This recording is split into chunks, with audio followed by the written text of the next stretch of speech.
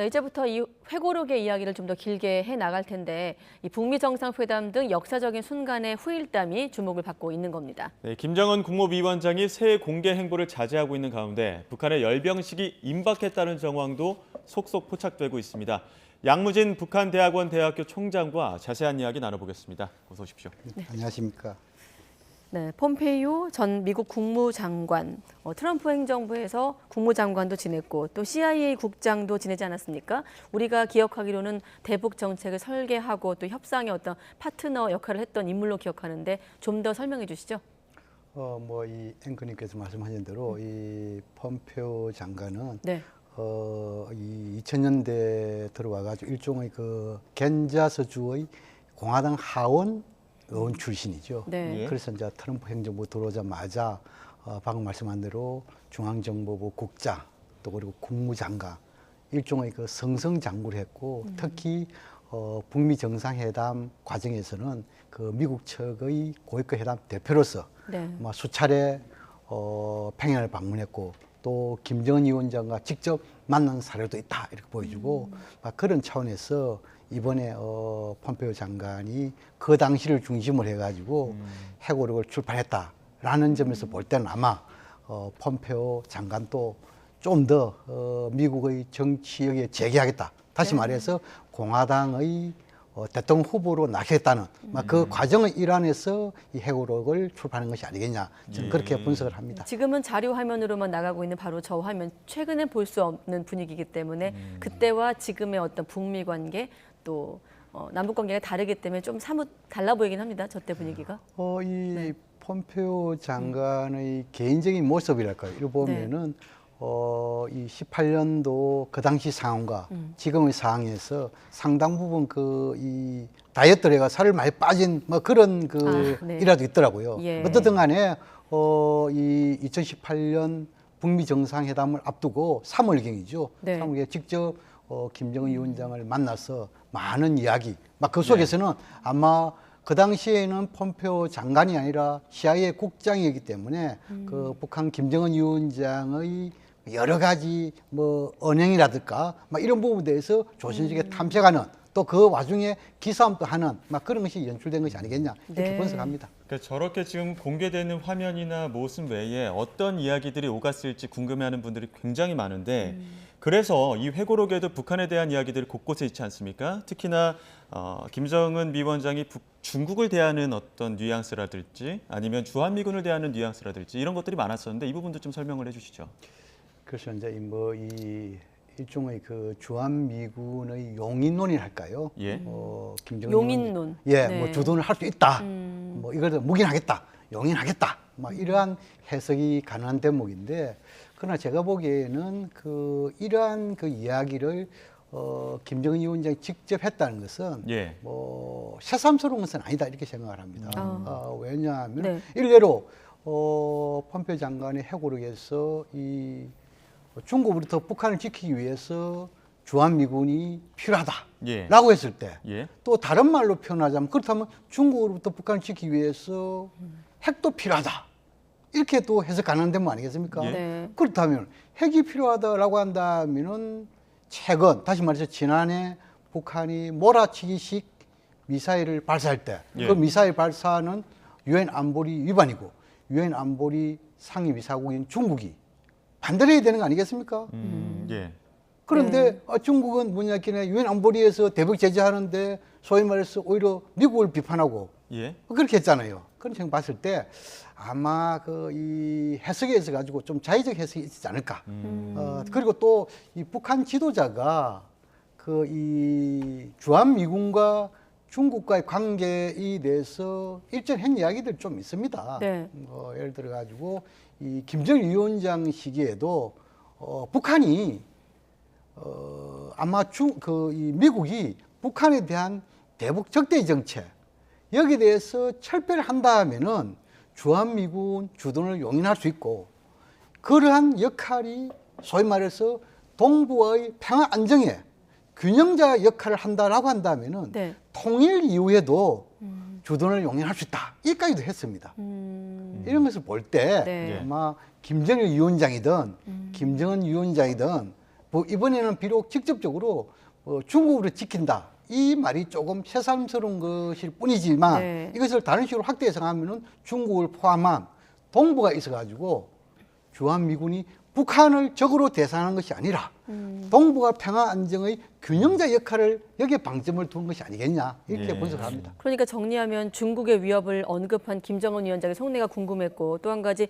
20년 전에 김정일 위원장도 비슷한 맥락의 이야기를 했는데 총장님 얘기로는 이런 전반적인 흐름은 새삼스럽지 않고 폼페이오 전 장관의 자의적인 해석이 좀 추가됐을 것이다. 이렇게 정리하면 되겠습니까? 자의적 해석이 하나. 또 하나는 조건부 주한미군 용인론이다. 그 조건부가 뭐냐? 조건부 주한미군 용인론. 예, 조건부가 뭐냐?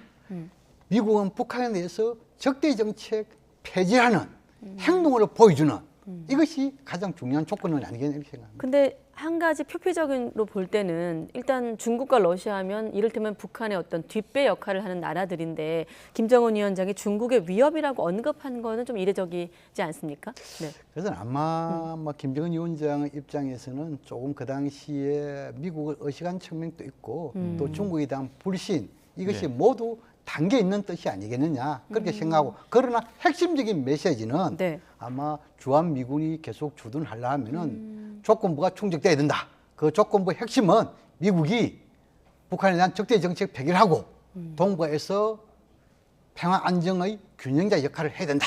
네. 이것이 핵심 메시지죠. 조건부 용인론. 예, 그 폼페이오 전 국무장관은 그때 당시에 그런 대화들을 같은 맥락에서 봤을 때 한반도의 주한미군의 전력을 강화해도 북한은 뭐라 하지 않을 것이다. 이렇게까지 또 이야기를 하고 있는데 이건 맞다고 보십니까? 글쎄 그것도 뭐 상당히 자의적인 해석이다. 다시 말해서 그 당시 그 이야기했는데 그 이후의 상황을 보면은 굉장히 북미 관계 어찌 됐습니까?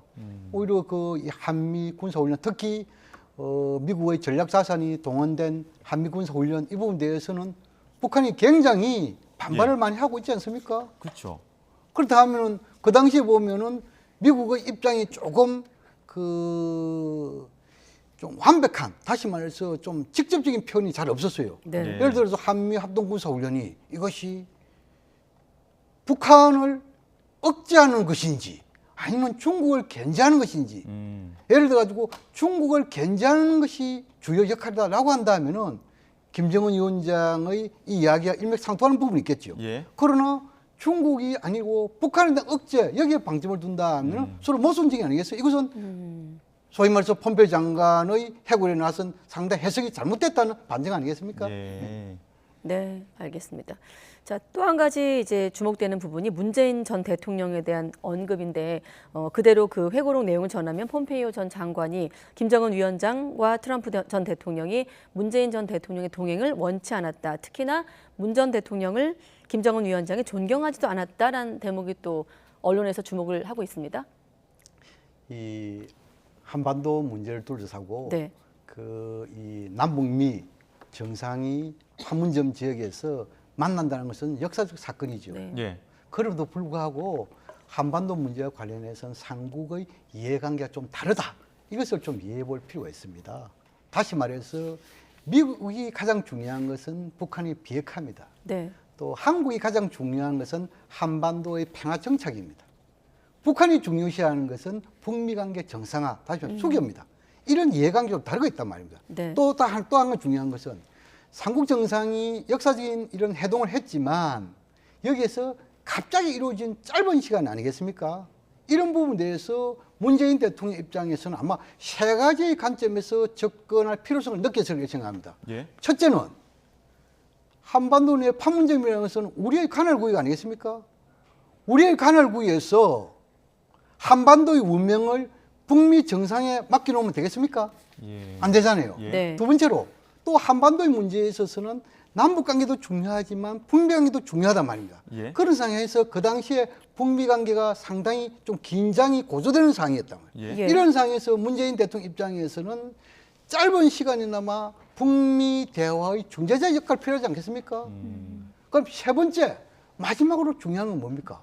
적어도 이 삼국 정상회담이 있어가지고 어전, 예의 이런 것도 필요하지 않겠습니까? 예. 이러한 부분이 있어가지고 폼페이오 장관의 해고를 있어가지고 소위 말해서 미국도 북한도 어느 나라 모두가 문재인 대통령의 참가를 소위 바라지 않았다.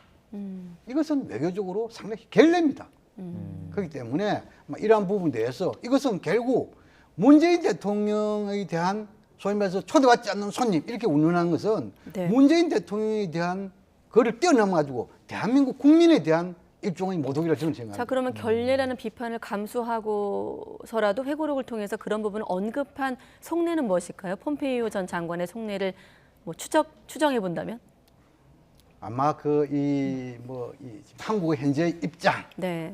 지금 이제 정권이 바뀌지 않습니까? 예. 이런 차원에 대해서 조금 자신 입장을 이야기한 것이 아니겠냐 저는 그렇게 생각합니다. 제가 드리고 싶은 질문이 바로 그 질문인데 기억해 보면 2018년 6월에 싱가포르에서 1차 정상회담이 열렸고 2차 정상회담은 하노이에서 열릴 뻔했지만 결렬이 됐고 지금 북미 관계는 알다시피 꼬여 있는 상황에서 회고록이 나왔거든요. 그렇게 한번 질문을 드린다면 어떤 걸 좀 얘기하고 싶었던 걸까요? 지금의 대한민국 정부에게? 이 폼페이오 장관도 좀 복잡하겠죠. 네. 자신이 대통령 후보로 출마하기 위해서는 뭔가 대립각을 세워야 되는데 그 대립각의 주요 대상을 중국으로 보고 있는 측면이 하나 있고 또 하나는 지금 이제 한국의 이런 정권이 개최된 상황에서 네. 지금 상당히 좀 뭐랄까 과거에 비해서 어려운 상황이 있지 않겠습니까? 이런 부분에 대해서도 좀 뭔가 던지고 싶은 메시지 있을 것이고 아마 특히 또 이 북한 김정은 위원장에게는 폼페이오 자신이 대통령 후보가 되고 또 대통령이 당선된다면은 과거 이러한 그 트럼프 대통령과 김정은 위원장 간의 만남 여기에 대해서 한 단계 뛰어넘는 발전시키겠다 이런 메시지도 담고 있겠죠. 네. 어쨌든 간에 폼페이오 장관의 회고록 속에는 이것이 팩트라는 측면보다도 네. 오히려 주관적인 관찰, 해석 이것이 다분히 녹여 들어있고 그것은 정치인의 해석이다 이렇게 이야기합니다. 왜냐하면 한때는 트럼프의 예스맨이었지만 조만간 트럼프에 맞서서 공화당 대선 주자로 나서겠다는 뜻을 내비치고 있기 때문이겠죠. 그렇습니다. 예, 그러니까 공화당 대선 후보까지 노려볼 만한 인물이 그래 또 이 회고록 보면은 북중러 지도자들에 대한 어떤 인물평을 또 적나라하게 했단 말이죠. 이 부분은 어떤 시각으로 좀 볼 수 있을까요? 그렇지 않자. 적어도 폼페이오 장관께서 미국의 최고 지도자, 대통령까지 꿈을 꾼다라고 한다면은 네. 예. 적어도 한반도 문제와 직간접적인 연계된 지도자에 대한 직접적인 평가는 조금 자제할 필요가 있다. 이런 생각이 들고 예. 비록 이것이 앞으로 학술적으로 이 분석에 도움이 되는 그런 측면은 모르겠지만 일단 지금 이제 회고록이라는 것은 정치인으로 재개했다는 꿈이 다분히 포함될 거 아니겠습니까? 예. 이런 차원에서 예를 들어 가지고 김정은 위원장과 푸틴 대통령에 대한 평가는 그렇다 치더라도 극히 지금 이제 조롱 이상의 비판을 하고 있는 것이 시진핑 주석에 대한 비판이란 말입니다. 예. 일종의 이 해고를 보면은 소위 말해서 엄침한 지도자부터 해가지고 죽은 눈이라고 표현했나요? 그렇죠. 네. 이 진정한 미소를 짓는 것이 없는 일종의 죽은 눈. 이것은 결국은 뭐냐니까 중국을 적대 관계로 계속 유지하면서 미국의 국민들부터 표심을 얻겠다는 그런 전략이 엿보이는 데문 아니겠습니까? 예. 네. 그런데 만약에 대통령이 되고 나서 그런 인식이 지속된다 하면은 결국 북중 관계가 계속 갈등과 경쟁 관계 되지 않습니까? 이것이 결국은 미국에도 무슨 도움이 되겠습니까? 예. 그런 차원에서 폼페이오 장관이 대통령 꿈을 꾸지 않는다라고 한다면 그런 이야기를 할 수 있지만 네. 꿈을 꾸고 있는 이상 이러한 평가는 부적절하다. 저는 그렇게 평가합니다. 네, 총장님 얘기만 놓고 봤을 때는 일단 이번 회고록은 국내 정치용이 더 크다 이런 목적이 크다는 생각이 드는데 일단 폼페이오 전 장관이 이런 말도 했습니다. 적어도 당시에는 북한 미사일과 핵실험은 막았다는 점을 강조하면서 지금의 바이든 행정부를 좀 애둘러 비판한 측면도 있거든요. 그러니까 지금의 미국의 대북 정책과 좀 비교해서 본다면 어떻게 좀 들을 만한 얘기가 있습니까?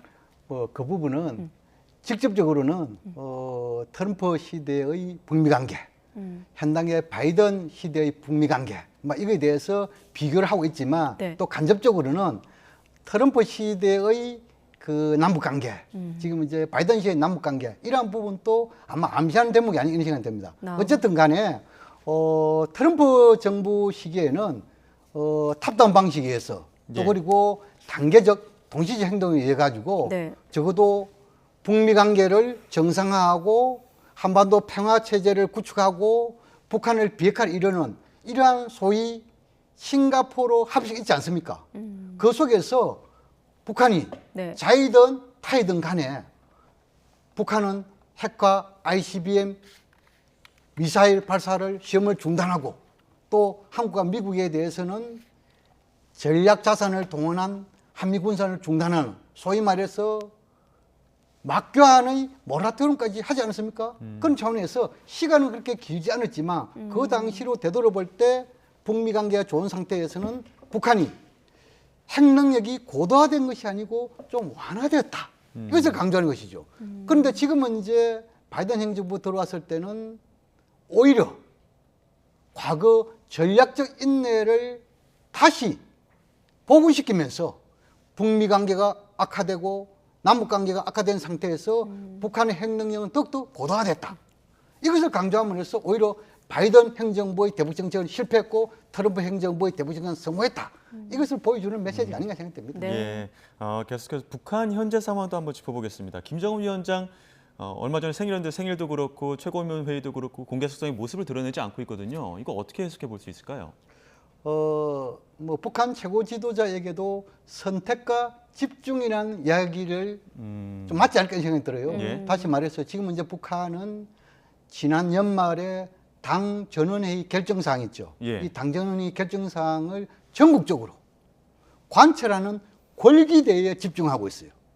또 다른 한편으로는 오는 2월 중에 아마 열병식 준비 여기에 집중하고 있는 것이 아니겠냐. 네. 그런 점을 봤을 때 적어도 김정은 위원장이 지금은 모습을 잘 안 보이더라도 아마 대규모 열병식을 개최하는 2월 중에 아마 직접 연설로서 아마 메시지를 좀 발산하지 않을까 이렇게 전망 분석합니다. 네, 예. 일단 김정은 위원장의 자맹 새해 첫날 이후 3주 넘게 지금 공개 행보 없이 자맹을 이어가고 있고 그렇다 보니 또 북한의 군사 행동도 잠잠하게 이렇게 관측되고 있는 상황에서 열병식 준비는 본격화하고 있다라는 얘기인데 열병식이 열린다면 시기도 좀 궁금하거든요. 구체적으로 언제가 될까요? 2월로 가정한다면?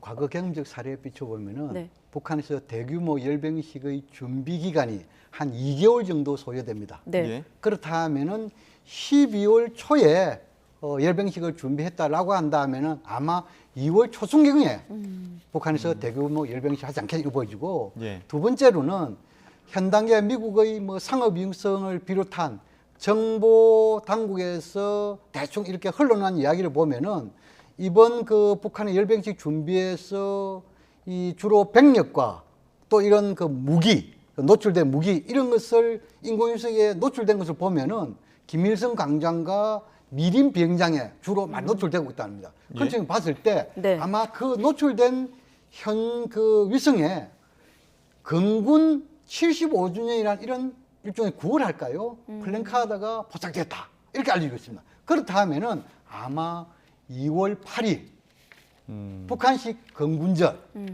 75주년을 맞이해가지고 대규모 열병식을 개최하지 않을까 조심스럽게 전망합니다. 지금 이렇게 자맹을 이어오면서 건군절 즈음에서 열병식에서 모습을 드러낸다라고 했을 때는 그 모습을 드러냈을 때 보다 더 강력한 발언, 폭탄 발언이라든지 아니면 7차 핵실험이라든지 이런 것들을 좀 전망하는 분석들도 있던데 어떻습니까?